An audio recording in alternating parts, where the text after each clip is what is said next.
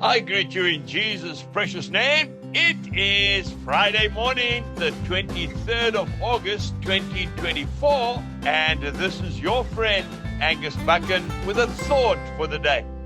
We start off in the book of Psalms, Psalm 19, verse 14.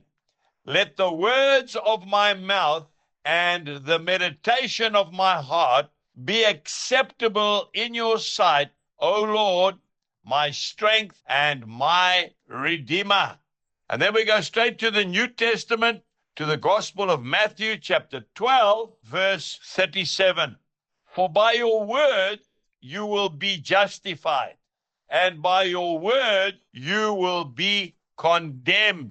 Oh, we need to make sure that our words are sweet, as the saying goes, because someday we might have to eat them. If you've got nothing good to say about someone, rather say nothing at all.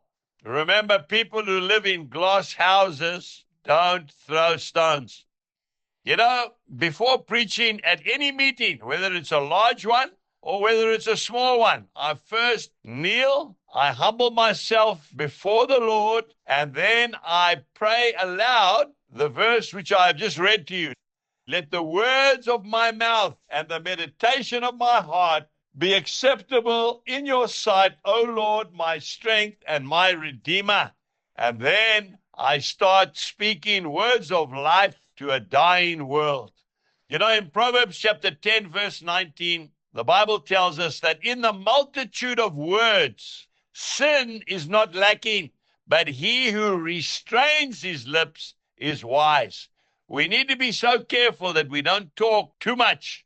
You see, it's not how much you say that makes an impact, but it's about timing and it's about sincerity of words that count. Like the lady who got up one morning and she was so down, she said, Lord, I really need a word from you today. Otherwise, Lord, I'm not going back to church anymore. And she came to a church that I happened to be preaching at, and it was a packed out house. And this little lady came all by herself. It wasn't her home church.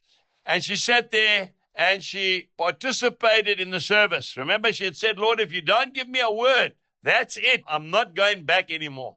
Right at the end of the service, I think in order to avoid the traffic, she started to slip out the back of the church.